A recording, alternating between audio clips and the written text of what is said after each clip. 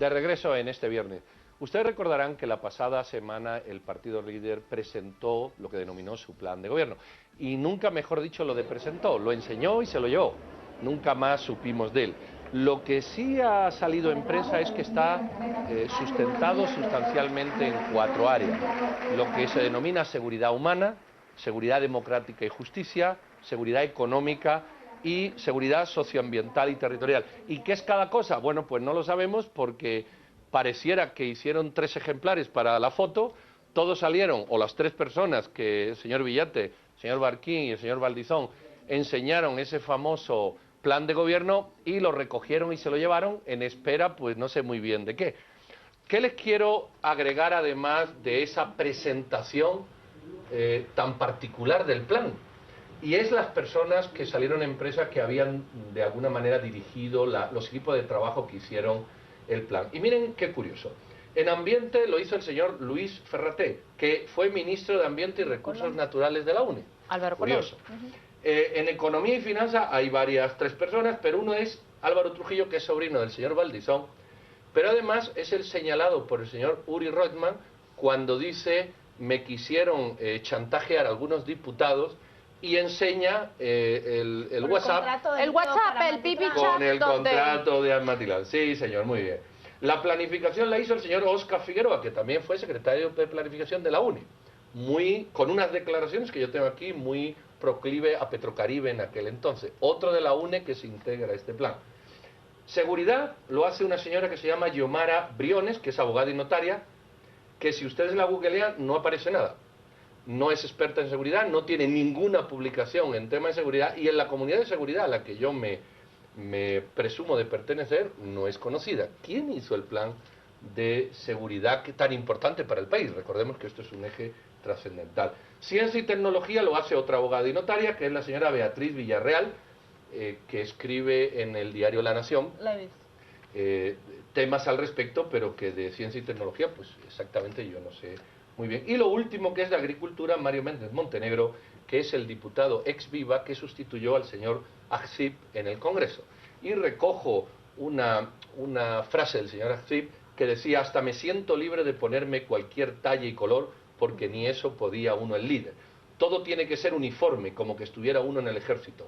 Esas cosas todavía las podía tolerar, pero otras ya no estaban de acuerdo y por eso renuncié. Conclusión, creo que esto es líder. ¿Cómo era Matrix renovado? ¿Cómo era aquella película? Matrix Reloaded. Eso es. Bueno, pues ahí vemos la UNE recargada. Ahí eso vemos es lo que la UNE decir. recargada, tomando espacio de poder, y unas figuras que ni siquiera googleándolas, como la señora que ha hecho la justicia, aparece. No hay nada de comunicación, infraestructura de vivienda, no hay nada de desarrollo social y no hay nada de defensa, por ejemplo. Bueno, a mí me parece muy natural que Manuel Valdizón encuentre gente de la UNE y de otros partidos para gobernar. No es el primero ni es el último. El FRG estuvo compuesto prácticamente con toda la base de la democracia cristiana. Y luego la UNE, para empezar, el propio Manuel Valdizón es alguien que sale de la UNE, ya había salido antes del PAN. Entonces es natural que salga a buscar personas que son más proclives a el programa de gobierno o a la filosofía de gobierno que no conocemos porque no entregó el libro que él parece comandar. Pero ¿cuál le pedirías tú, por ejemplo, a un ministro Ferraté que se generaron problemas medioambientales con las explotaciones y ahora viene al mismo ministro? El señor Ferraté es un académico muy reconocido, tanto en la Organización de Estados Americanos como en términos generales en el mundo académico medioambiental. Él tiene mucho reconocimiento. Pero con triste desempeño en su ministerio, ¿no? Fue ministro, fue secretario en la época de Jorge Serrano Elías. Ahí se conoció con Álvaro Colom, quien le aprecia mucho y quien le valora mucho en términos técnicos y académicos, y por eso lo convirtió en ministro durante su gestión. En términos generales, yo diría que su gestión pasó sin pena ni gloria para la ejecución real, digamos, del cuidado medioambiental en nuestro país. No puedo esperar mucho más de lo que ocurra durante un gobierno de Manuel Valdizón, pero si quisiera ir a un análisis más amplio, en términos generales, Pedro, Paola y Claudia, los planes de gobierno en este país se producen en realidad para generar esta especie de chit-chat, discusión y propaganda. Pero les pregunto a ustedes, ¿qué hizo Otto Pérez Molina con su plan de gobierno. ¿Qué hizo Álvaro Colom con su plan de gobierno? ¿Se recuerdan cómo Álvaro Colom trataba de persuadirnos de que tenía un plan de gobierno muy detallado, por ejemplo, que poner en práctica en materia de seguridad?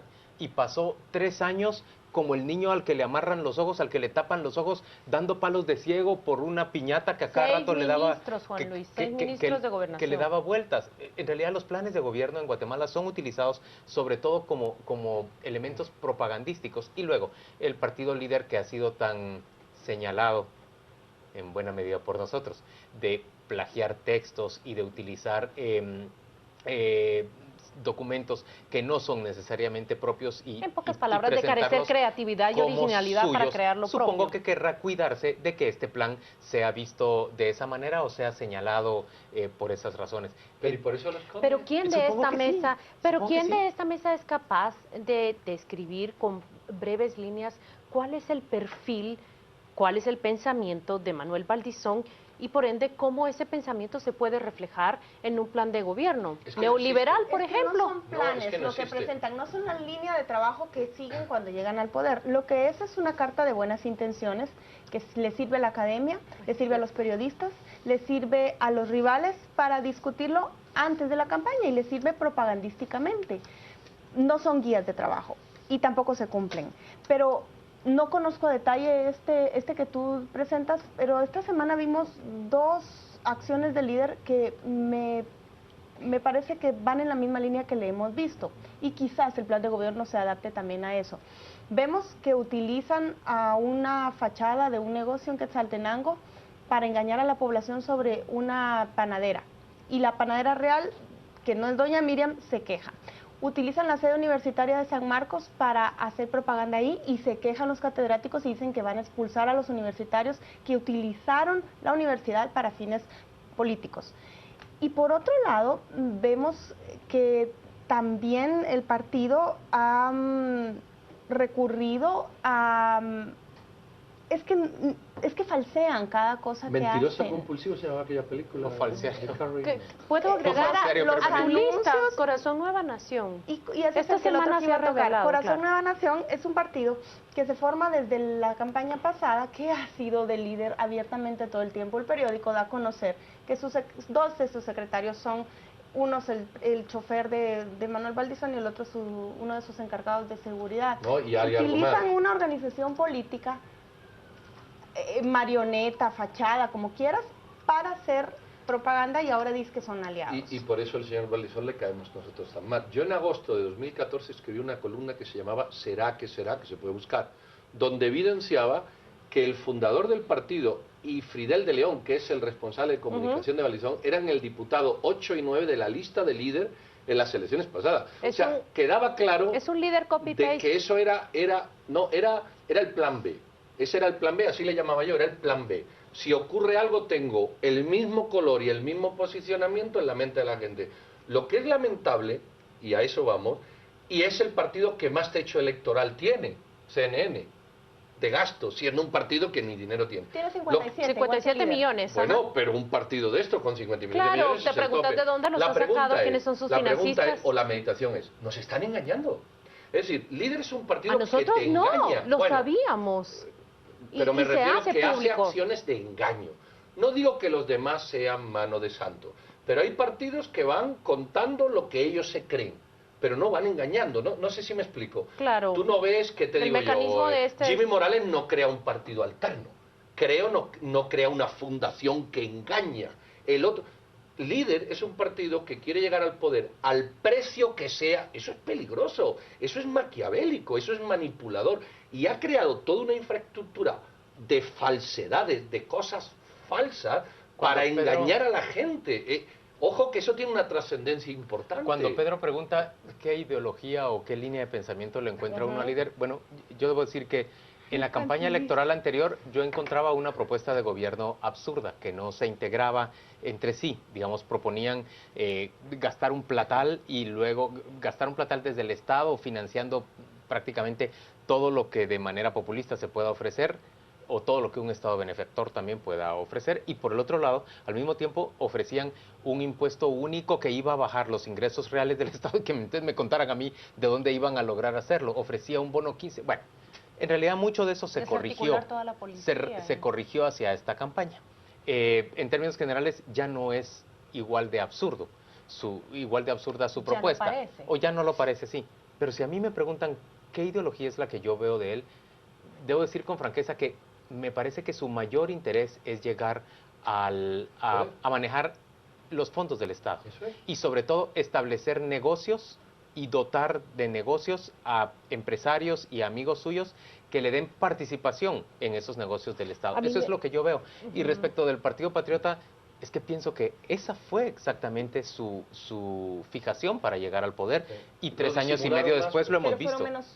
Menos obvios. Lo mostraron menos, fue menos obvio. Pero te voy a decir una cosa, hay un libro sobre la ideología de Chávez que se lo cuentan a su segundo de hace tiempo, y él dice, no tenía ideología. Eso es grave. Si no quieres ideología, ponle un norte político, llámale como quieras. ¿De acuerdo? Cuando tú quieres llegar al poder, y eso le pasó a Chávez, a quedarte con el poder, o sea, a manosear, mangonear, hacer lo que a ti te da la gana, solo hay 2 posiciones. O estás enfermo, discúlpame. Unos quieren llegar al poder para hacer un cambio desde la izquierda radical. Bueno, hay un vector. Otros desde el tema social. Otros desde el liberalismo. Otros quieren mantener el poder para que aquí se mantengan sus privilegios del mercantilismo. Sí la tienen, pero no la reconocen. Pero no, es mercantilista. Su ideología es netamente. Claro, no se reconocen abiertamente mercantilistas. Pero ni siquiera es mercantilista, es dictatorialmente o autoritaria mercantilista. Fíjate que no, ni más siquiera que su voracidad negocia. de poder, yo lo que entiendo es que el señor Valdizón tiene una avidez de hacer negocios y lo hace abiertamente. Es pragmático en ese sentido. Exacto, y es un pragmático. Pero nunca te lo van a admitir. Es maquiavélico más bien. Bueno, sí puede ser, porque prácticamente... Porque el fin termina justificando los Estamos llevando, o vamos a llevar a un empresario, un hombre que está acostumbrado a hacer negocios y a ganar de la manera que yo no necesariamente lo veo como un empresario. Él presume de ser un empresario, pero en términos reales, ¿cuáles son las empresas que ha montado? ¿Cuál es la trayectoria de esas empresas? Sí, se ha dedicado los últimos 10 años a... Ha hecho negocios todos estos años de varias maneras. Un negociante, cosa que es distinta. Vamos a ir a una pausa comercial y volvemos dentro de muy poco para presentarle hechos relevantes ocurridos a lo largo de la semana que habremos de discutir en 90 segundos, y vamos a presentarle también a nuestros ganadores, a nuestros candidatos a ganador y perdedor de la semana, a ver si logramos ponernos de acuerdo. Ya venimos.